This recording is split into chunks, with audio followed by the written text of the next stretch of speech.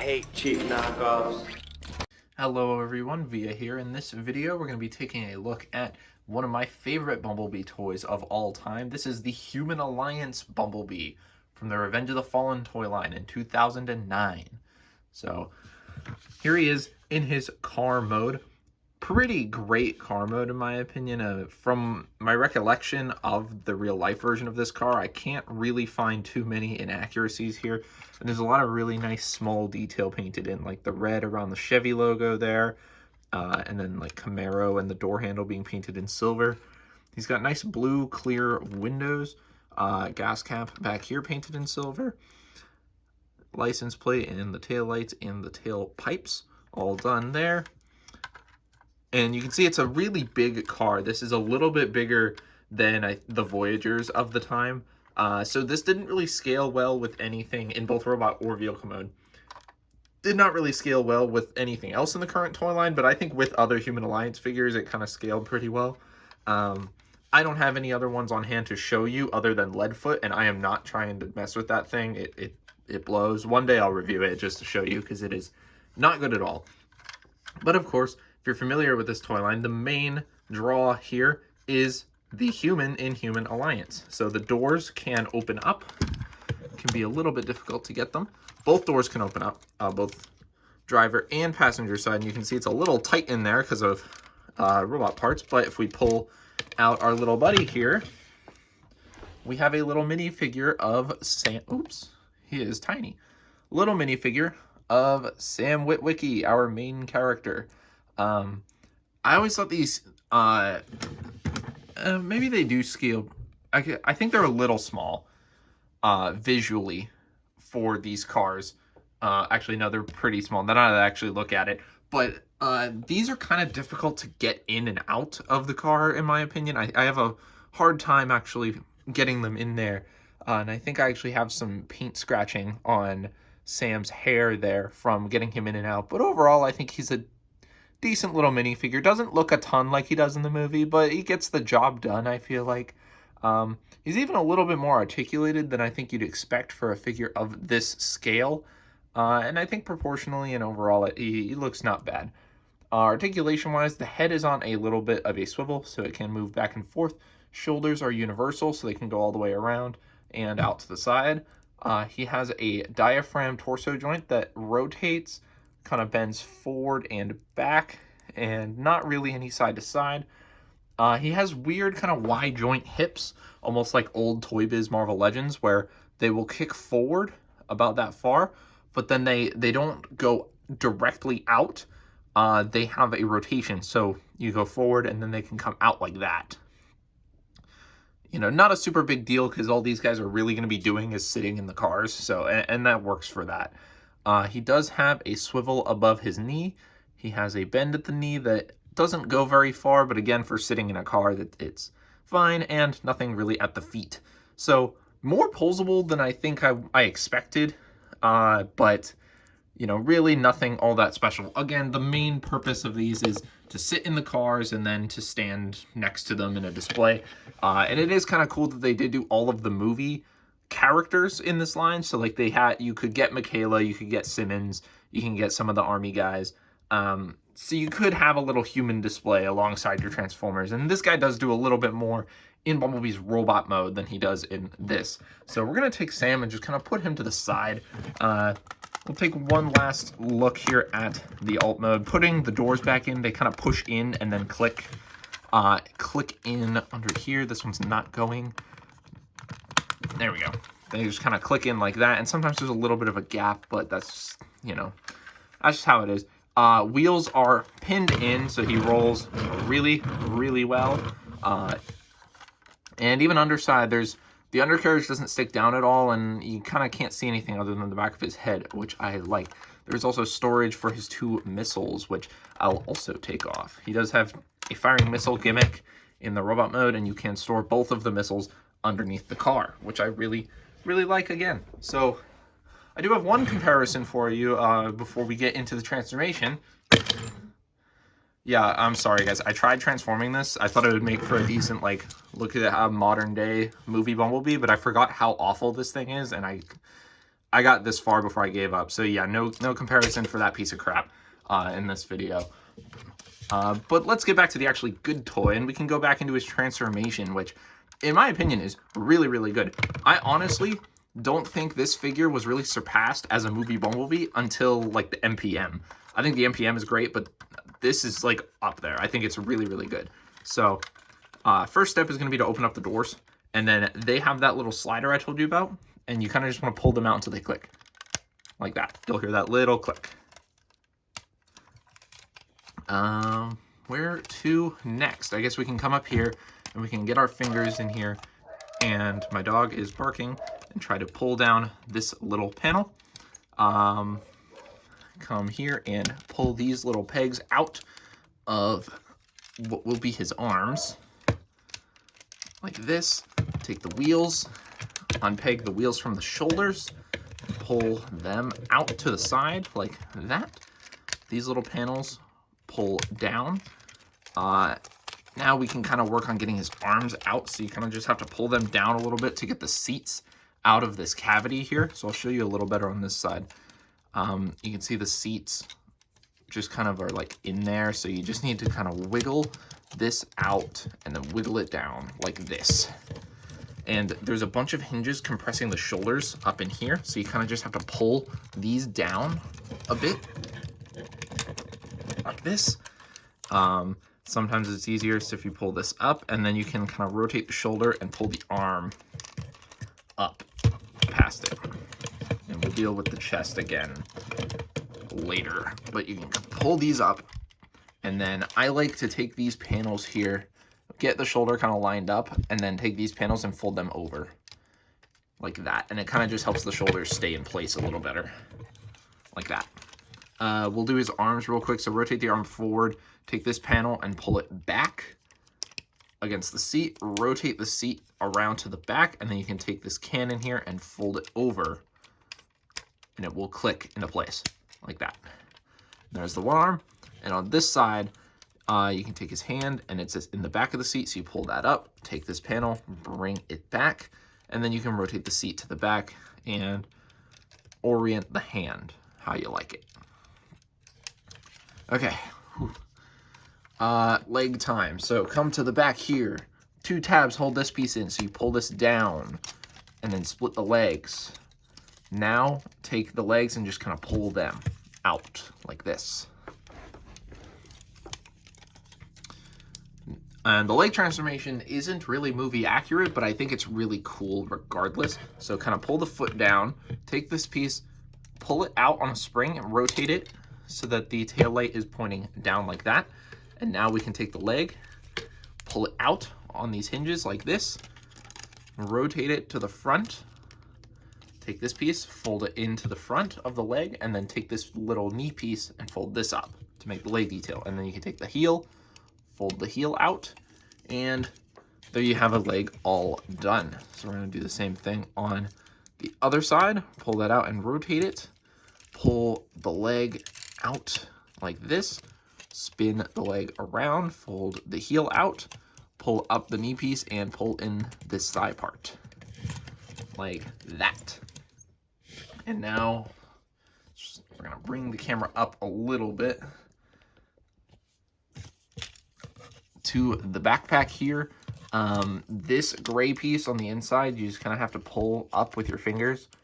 These doors keep flopping around. Pull that up like that. And then you can come here, crack this piece a little down the middle. It's a bit of a pain to get it out like that. And then pull this up and over onto the top. Take this windshield piece and pull this up, and this panel will come up with it. Make sure that stays tucked down and push the head up through that gap there. And now we come to the bit of this transformation that kind of freaks me out, and I can't tell if I'm doing something wrong or not. So obviously the chest has to come down just like any other movie Bumblebee. The hinge is right there, and I see a ton of stress marks on my hinge, and I think part of it is just the way that this works. This hinge right here has to kind of dip back, and then this hinge has to pull forward. Okay, now it happened really easily because I was on camera, but getting that first like snap down on that hinge is such a pain on my copy. But once you do, you just get this down and you can see there's this little clip here that will go into this slot and lock the chest into place, just like that. For this piece, you can just kind of tuck this. This part's on a hinge, so you just kind of pull that back as far as it'll go and then tuck this down behind the head. Like that. The door wings can kind of angle up, and you push the wheels back like this. And last step here is going to be just to take, these are on springs as well. You just kind of pull them forward and tilt them up like this. And hope that they stay, because they're not gonna. And here we have Human Alliance Bumblebee in his robot mode. And you can see, while this guy isn't really accurate to, at least not 100% accurate to how Bumblebee looked in the film, I really think this is a great representation of movie Bumblebee as a character. And it's just really big and it's super detailed. And I overall just can't get over how much I like this figure aesthetically. I think it looks really good. So let's get in close. That head sculpt is gorgeous. I think it's awesome. It is, again, just one of the best of movie Bumblebee, in my opinion. And I think part of it is how big he is, so that you can get that really big detail. And he does have light piping for his big eyes, but it's a little dark right now, so I can't really get a good look at it. He even has, we're getting into features a little bit now, but he even has a sliding down battle mask if you want to have that look. So that is really cool. Coming to the chest, I love how the chest comes together, even though I do have problems with this staying as it is. When it's staying, it looks really good, but you tap it a little bit and you can see the whole thing comes apart because they put it on springs, and they are such strong springs. On display, it usually is fine, but in play, a lot of the time it can come loose. But it does look really good. You can see he does have asymmetrical arms. So this arm is his hand, and I think it looks really good. There's a lot of nice silver paint, and I like the sculpt of his hand, and he does have his 4 fingers. The seats on the back are a little bit annoying, but not enough to detract, in my opinion. And then on this side, we actually have a spring-loaded missile launcher, so we can bring back our missiles from earlier, and we'll load one in, and you can see the chest came down. And you know, he does come with 2 missiles, and he does have those clips in the same spot, so you can just clip the other one onto his arm like that. That's usually how I display them. He does have the clip on the other arm, just like that. So if you want to just have one on each arm, that is also an option. But you know, this is a spring-loaded missile, so it does fire, and it does look really sick with the missile in there. Coming down to his belly, you can see some more yellow and silver, and his crotch has the same license plate as he does on the front, which thankfully actually gets hidden away because it flips over from these. That would have been kind of awkward if it was down here somewhere. But the legs are the biggest point of inaccuracy with this figure. Just the whole lower legs are really not accurate at all because they don't follow the same transformation scheme as most of the movie Bumblebees from the day. But I think that's a good thing because he gets rid of all that geared crap that made a lot of them really not that fun to play with. And, you know, I think this looks better, honestly. I think it looks really clean and really nice and just kind of feels good. Other than these hinges, I wish kind of clipped in a little bit because it does make his lower legs feel a little kind of bendy. Down to his feet, they are done all in gunmetal, no color on them. It would have been nice if this band was maybe painted yellow or something. That would have been cool. But, you know, he does have his nice big feet, so he stands super well, and he can get into a lot of poses too because of that articulation and how big his feet are. So articulation, as I said, is pretty good for the time. The head is on a swivel. It doesn't really move up and down at all, but it is on a swivel joint there. Shoulders can rotate all the way around. You just have to kind of get past the door wings. They can go out to the side that far, which is pretty good. Bicep rotation. He does have single jointed elbows that bend about 90 degrees. And on the side with the hand can rotate. It can pivot up and down. The 3 fingers can move up and down on a hinge, and the thumb is on a separate hinge. So you do have a little bit of hand expression articulation there. He does have a waist swivel that is a little tight on mine. The hips can kick, if you can get these out of the way with those hinges, hips can kick forward that far. They can kick back that far, and a little bit further if you get past the backpack. And they can kick out to the side that far. He does have thigh rotation. The knees do bend on a double joint. Like I said, these hinges are a little gummy, and then the feet can move up and down. No pivoting, but because of the way that his heels are shaped, I find that he can get into those wide stances and still like be able to kind of stand up a little bit. So I think he's very well designed, and I think he just has a lot of really fun articulation that you can actually take advantage of, especially if you bring back our little minifigure. Obviously, I think, again, these guys don't scale together absolutely perfectly, but I think it's close enough that you get a sense of the size of the Transformers, which is really fun as a play feature. Even if he didn't do anything else, I think just having them next to each other makes it worth it in and of itself. But we do have a couple of things that Sam can actually do to interact with Bumblebee. So part of the seats being on the arms is that he can still sit in them. So on the side with the cannon, you can just kind of flip the arm around and plug Sam in. The way that these seats work, I didn't show it in the car mode. Human Alliance figures have a little hole there, and all the seats have little posts on the back. So I'm not going to bother getting this absolutely perfect, but he can sit on the seat like that. So you can have him on that cannon, or if we get him off of here, on the other side, on the other side here, we do have a little flip over section. So if we get him plugged in, this piece can actually come over the top of Sam's shoulders like this. And that is supposed to be some little gun thing that he can use. I didn't have him plugged in perfectly there. I do prefer the cannon side. I think that side's a little goofy. Another spot he can peg in is in Bumblebee's hand. So Bumblebee does have that little peg in his hand, and if I grab Sam here, you could get him in a better pose than that, but yeah, he can peg onto the hand if you want to have Bumblebee like holding him more securely in some way. My favorite feature, and the one that I actually have him displayed in majority of the time, is up here on the back. So this piece can fold up, and then this little cannon can fold up as well, like that. Sorry about that. So you remember that little gray piece that we flipped up earlier in the transformation? There are those two little pegs there. There's also this section on the shoulder that can flip up and then flip around, and that makes one of his little shoulder cannons that I believe he used in one of the movies, probably the second one, considering it's here. And he has this little panel, it's on a hinge, and there's pegs there. And then what you can kind of do is just take him, and this is a little tough because you kind of have to feed him down and peg his feet in. He has little holes on the bottom of his feet.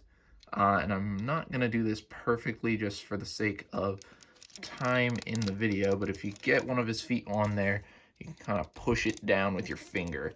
And then, just have him kind of back here, manning this gun. And that's actually my favorite way of displaying these guys, is having Sam up on the shoulder like that. I think that looks absolutely awesome. It's really cool, and just like a really neat way to have the kind of human characters interacting with the Transformers. And I think that's the main appeal of this toy line. I think it's a really sweet gimmick to have little human figures that can be here with a Transformer partner. I think that's really fun, and I think it looks great on a display. Even though the human figures themselves don't do a ton, just them being there I think really works, at least for me anyway.